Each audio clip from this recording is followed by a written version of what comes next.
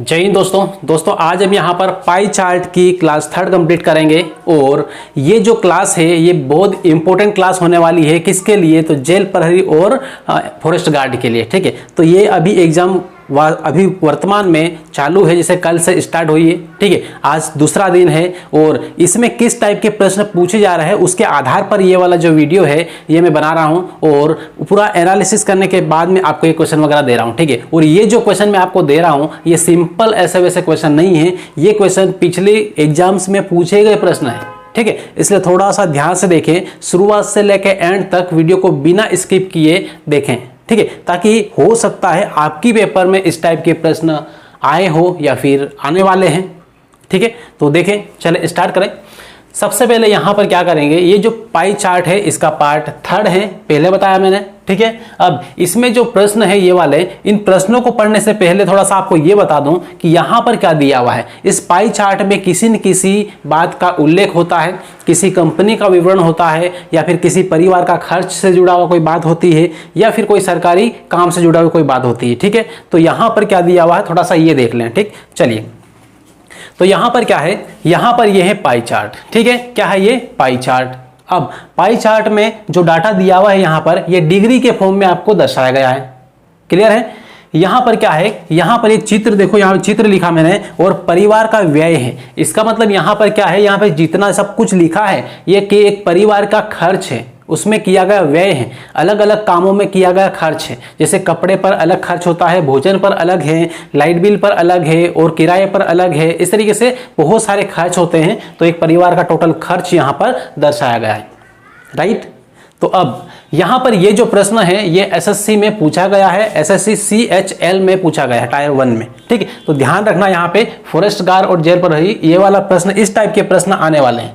ठीक, चलिए, तो देख अब यहां पर क्या है, यहां पर ये सब कुछ बताने के बाद में ये व्यय है, इतना समझ में आया आपको, डिग्री में दिया ये भी समझ में आया। ठीक है, किस सेक्टर का कितना है ये भी आपको पता है, यहां पर दिख रहा है। अब यहां पर देखो एक लाइन लिखी मैंने कि परिवार की कुल आय, यहां पर की नहीं लिखा मैंने, जगह कम थी। ठीक है, तो परिवार कुल आय कितनी है, तो 10,80,000 है। 10,80,000 रुपए क्या है, सालाना आय है। किसकी? एक परिवार की, जिसकी हम बात कर रहे हैं। ठीक है, तो अब और ये जो डाटा है ये कब का है, तो ये पिछली एग्जाम में पूछा गया डाटा है, मतलब पिछले 2 से 3 साल पुराना डाटा है। ठीक है, अब इसी पर बेस्ड क्वेश्चन अब आ रहे हैं। ठीक है, इसलिए आपको यहां पर इस पे थोड़ी पकड़ बनाना है। चलिए, तो करें स्टार्ट। सबसे पहला वाला प्रश्न और सबसे मस्त प्रश्न है, यहां पर देखें इसमें क्या दिया हुआ है। इसमें यह दिया हुआ है कि किराए, भोजन तथा परिवहन पर मिलाकर कुल कितना व्यय हुआ। ठीक है, किस किस पर? सबसे पहले परिवहन, उसके बाद भोजन और तीसरा यहाँ पे किराया। तो किराया, भोजन और परिवहन इन पर मिलाकर टोटल व्यय कितना हुआ, मतलब टोटल खर्च कितना हुआ, ये आपको बताना है। ठीक है, अब आप यहाँ पे देखोगे तो यहाँ पे तो डिग्री में दिया हुआ है, रुपए इधर दिया हुआ है टोटल। ठीक है, कैसे करेंगे बहुत सारे लोगों को समझ में नहीं आता है। ठीक है, तो देखो यहाँ पर जिनको मान लो समझ में नहीं भी आए और जिनको आए वो भी देखें यहाँ पर ध्यान से। ठीक है, एक प्रश्न केवल देख लिया तो सारे आने वाले जितने भी प्रश्न हैं बहुत आसानी से आप देख के हल करोगे। क्लियर है? चलिए देखें, तो यहाँ पर क्या है कि कुल व्यय आपको पूछा है। ठीक है, किस पर? किराए पर, भोजन पर और परिवहन पर। तो किराए के लिए मैं K लिख दे रहा हूं, प्लस भोजन के लिए मैं B लिख दे रहा हूं और परिवहन के लिए मैं P लिख दे रहा हूं। ठीक है, इन सभी का टोटल व्यय, कुल व्यय कितना है, तो कुल व्यय ये बताना है। तो सबसे पहले यहां पर कुल व्यय इसका डिग्री में देख लो, तो यहां पे सबसे पहले क्या है, किराया है, K फॉर ये किराया, तो किराया पर कितना व्यय है, तो 90 है। तो यहां पे देख लो 90 डिग्री, प्लस फिर किस पर है, भोजन पर है, तो भोजन कहां पर है, ये है 60 है, तो 60 यहां पर हुआ, प्लस परिवहन के लिए कितना है, 40 है, तो यहां पर ये हुआ। ठीक, अब इनको सबको जोड़ेंगे तो कितना आएगा, 190 आएगा, 190 डिग्री। ठीक है, ये सब डिग्री में है। क्लियर है? तो अब हम यहां पर इनका टोटल व्यय निकालेंगे, तो कैसे निकालेंगे, देखो यहां पे, तो इनका जो व्यय होगा वो सबसे पहले यहां पर ये कितना है, 190 डिग्री है। ठीक है, डिग्री में व्यय इतना है और ये तीनों का इतना है, तो पूरे सर्कल का टोटल व्यय कितना होगा डिग्री में, आपको पता है। ठीक है, पूरे गोले का जो कोण होता है वो होता है 360, सभी को पता है। ठीक, तो यहां पर बटे में क्या लिखना है, 360 लिखना है। ठीक, क्योंकि ये 190 किसमें से इसी का ही भाग है, 360 का ही भाग है। ठीक है, तो इस तरीके से जैसे हम प्रतिशत निकालते हैं, प्रतिशत में कितना फायदा हुआ कितना हानि हुई, ठीक वैसे ही निकालना है। अब यहाँ पर ये करने के बाद में अब यहाँ पर आपको रखना है कि टोटल खर्च कितना है, इनका सभी का मिलाकर एक परिवार का टोटल खर्च, ये इनकम कितनी है ये देखना है। तो टोटल इनकम कितनी है, तो ये 10,80,000 है, तो इसको यहाँ पर रखना है 10,80,000, राइट, ये रखा। अब यहाँ पे इसको काट देना है, एक जीरो से जीरो गया, अब ये 36 से 3 बार में ये कट जाएगा, 3 बार में, ठीक है, ये है। अब 19 त्या क्या कितना होगा, 57 होगा, तो 19 त्या होगा 57, और यहाँ पे 4 जीरो है तो 4 जीरो को यहाँ पे लगा लो। ठीक, तो इस तरीके से यहाँ पे 5,70,000 रुपए ये इतना टोटल खर्च होगा 3 चीजों के ऊपर। किसके ऊपर, तो किराए पर, भोजन पर और परिवहन पर। क्लियर हुआ इतना?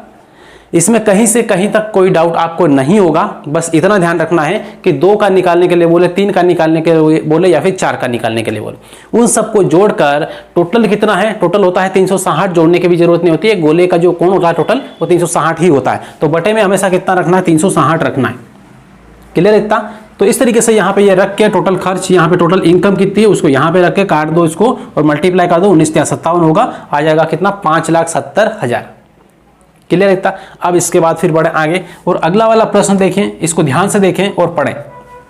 देखो इसमें क्या बोला है, शिक्षा, बचत और किराया। क्या है, शिक्षा, बचत और किराया पर किए गए कुल व्यय का औसत, कुल व्यय का औसत क्या होगा।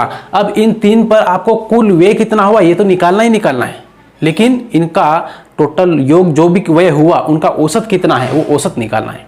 ठीक है, केवल व्यय नहीं निकालना है, व्यय निकाल के फिर औसत निकालना है। क्लियर है? तो देखो अब यहां पर शिक्षा पर, शिक्षा के लिए हम एस लगा लें केवल, और बचत पर बी लगा लें, और किराए पर के लगा लें। इनका टोटल जो व्यय हुआ है, कुल व्यय, कुल व्यय डिग्री में कितना होगा, तो डिग्री में जोड़ लो इसको। शिक्षा का कितना है, तो शिक्षा का कितना 90 है। ठीक है, 90 प्लस उसके बाद कौन है, तो ये बचत है, तो बचत का कितना है, तो बचत का यहाँ पे 30 है, 30 यहाँ पे लगा लो, और प्लस किराए का कितना है, तो किराया है 90, किराया कितना है 90, 9 9 18 ये हुआ। ठीक है, 18 और 210 आ गया, टोटल कितना है 210 आया, 210 डिग्री। ठीक है, अब 210 डिग्री यहाँ पर ये आया, ये डिग्री में टोटल कितना आया, खर्च आया है, डिग्री में आया। ठीक है, अब इसको नॉर्मल डिजिट में हम चेंज करेंगे, तो क्या करेंगे, इसको यहाँ पर ले आओ, यहाँ पर क्या करो, टोटल व्यय निकाल लो इसका, इन तीनों का, तो 210 बटे में कितना रख लेंगे, आपको पता है 360 ही रखना है। ठीक है, क्योंकि ये डिग्री में है और इसको डिग्री में 360 रहेगा टोटल पूरे गोले का।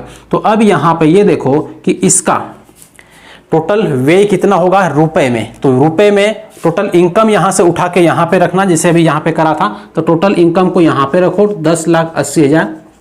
ठीक है, अब फिर से 0 से 0 काट लेंगे। ठीक, अब यहाँ पे क्या करेंगे, यहाँ पे आपको ये पता है कि निकालना क्या है, औसत निकालना है, तो औसत निकालना तो हम यहाँ पे ही सारा काम कर लें।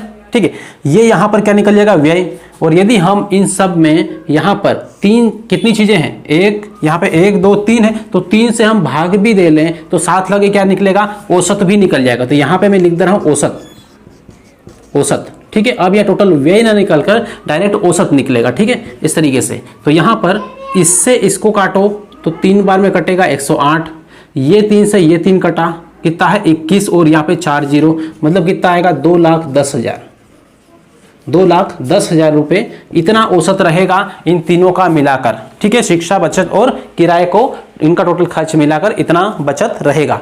ठीक है, एवरेज, औसतन। क्लियर है इतना? तो इस तरीके से ये वाले जो प्रश्न है बड़े ही आसान तरीके से हम यहाँ पे कर लिए इनको। बस ये है कि आपको समझना है कि इनको करना कैसे है। यदि समझ में ना आए तो फिर आपको क्या करना है, कमेंट करना है, और एक बार समझ में आया, एक प्रश्न समझ लिया तो दूसरे फटाफट समझ में आएंगे, कोई दिक्कत नहीं आएगी। क्लियर इतना? चलिए, तो ये वाला सबसे पहले लिख लें। ये लिखने के बाद में फिर अगला प्रश्न यहाँ पे लिख रहा हूँ मैं, उसको आप खुद वीडियो को रोक कर करना है, उसके बाद फिर आगे बढ़ना है। राइट, चलिए दोस्तों, तो अब यहाँ पर देख लें, और अब यहाँ पर क्या है, अगले 2 प्रश्न आपके सामने हैं। ठीक है, और ये वाले प्रश्न आपके लिए हैं। ठीक है, आपको ही करना है। इसमें यहाँ पे मैं जो बताऊँ वो बताने से पहले वीडियो को आप रोक लें सबसे पहले। ठीक है, और वीडियो को यदि आपने लाइक नहीं किया तो लाइक कर ले, और चैनल को सब्सक्राइब नहीं किया तो सबसे पहले सब्सक्राइब कर ले। उसके बाद वीडियो को रोक कर आप खुद इस प्रश्न को हल करें, ये वाले प्रश्न को, ठीक है, पढ़ें, वहां से देखें और इसको हल करें, इसका आंसर निकालें, ठीक है। उसके बाद फिर मैं यहां पर करवा रहा हूं, तो इसको और आपका जो आंसर आया उसको मिलान करना है, देखना है कहां पर गड़बड़ी है। यदि आ गया है तो बहुत अच्छी बात है, क्योंकि बहुत सिंपल सा प्रश्न दिया है मैंने यहां पर, ठीक है, ये आप लोगों के लिए। चलिए तो रोकें, सबसे पहले करें इसको, ठीक है, उसके बाद फिर यहां पर देखें। चलिए तो आए बोर्ड पर। अब यहां पर क्या है कहानी, तो इस कहानी को ये देख लें कि यहां पर बात किसकी हुई है, तो बात हुई यहां पर किराए पर, किराए की बात हो रही। तो किराए पर उनका व्यय शिक्षा पर उनके व्यय का कितना प्रतिशत है, बस सिंपल सा प्रश्न है, ठीक है। बस ये है, प्रश्न तो वो सरल है, लेकिन समझ में आ जाए तो मौखिक तौर पे निकाल सकते हैं, कोई दिक्कत नहीं, कोई लिखा पढ़े की भी जरूरत नहीं यहाँ पे, ठीक है। लेकिन समझ में ना आए तो फिर यहाँ पे कुछ भी कर लो एकदम से नहीं निकलेगा, आपका टाइम वेस्ट जाएगा, ठीक है। देखो यहाँ पे कैसे करेंगे, किसका किस पर निकालना है ये आपको समझ में आना जरूरी है। तो यहाँ पर क्या बोला है कि किराए पर उनका व्यय शिक्षा पर उनके व्यय का कितना प्रतिशत है। तो भैया यहाँ पर ये देखें कि प्रतिशत में निकालना है, ठीक है, प्रतिशत में निकालना है। तो किराए पर उनका व्यय शिक्षा पर उनके व्यय का, तो यहाँ पर शिक्षा का कितना है, तो शिक्षा का यहाँ पर कितना 90 है, किराए का कितना है 90 है। अब यहाँ पर कोई लफड़े वाली बात तो है नहीं, तो यहाँ पर ऊपर किसको रख ले, तो ऊपर दोनों ही 90 हैं, ठीक है। तो किराए का यहाँ पे ये रख लो, ठीक है, 90, ये 90 डिग्री, और इधर शिक्षा का कितना है, तो शिक्षा पर निकालना है, तो शिक्षा पर कितना है, ये 90 है, तो इसको भी यहाँ पर 90 ही रखो, इसमें कोई डाउट वाली कोई बात ही नहीं, क्योंकि सेम सेम आंकड़ा है, ठीक है। तो इस तरीके से यहाँ पर ये है, तो ऊपर किसका, पहले वाले का ऊपर, और जिस पर पूछा है उसका शिक्षा पर नीचे लिखना है। उसके बाद फिर यहाँ पर ये देखना है कि इधर प्रतिशत में निकालना है, तो यहाँ पर क्या लगेगा, आपको पता है कि यहाँ पे 100 लगाते हैं, ठीक है। जब भी प्रतिशत में निकालना है तो यहाँ पर क्या लगाना है, 100 लगाना है। क्लियर है इतना। अब देख लें, अब 90 से 90 जब कटा तो आपका आंसर कितना आया, 100%, 100%, ठीक है। कितना आया, 100%, इतना आया, ठीक है। तो इस तरीके से यहाँ पे कितना प्रतिशत है बोला, तो प्रतिशत में निकाल दिया। अब यहाँ पे रुपए की तो बात हुई नहीं है कुछ भी, ठीक है, या कितना खर्च हुआ ये भी नहीं बोला है, बस ये कि कितना प्रतिशत है देख लिया प्रतिशत, ठीक है, 100% पूरा खर्च हुआ, ठीक है। इस तरीके से ये जो शिक्षा और किराया एक दूसरे का 100% ही है पूरा, ठीक है। शिक्षा की बात करो या किराए की बात करो 100% ही है। क्यों, ये 90 है, ये भी 90 डिग्री है, दोनों बराबर है, मतलब ये समझ लो कि ये 100 है तो ये भी 100% है, ठीक है। तो इस तरीके से यहाँ पर इसका ये आंसर 100% आएगा, ठीक। अब ये आने के बाद में इसको हल करें, यहाँ पर इसका आंसर कितना आएगा, थोड़ा सा इसको देख ले। तो इसको यहाँ पे क्या बोला है कि उन्होंने कपड़ों पर कितना खर्च किया, कपड़ों का खर्च कितना हुआ ये बताना है, ठीक है। तो कपड़ों का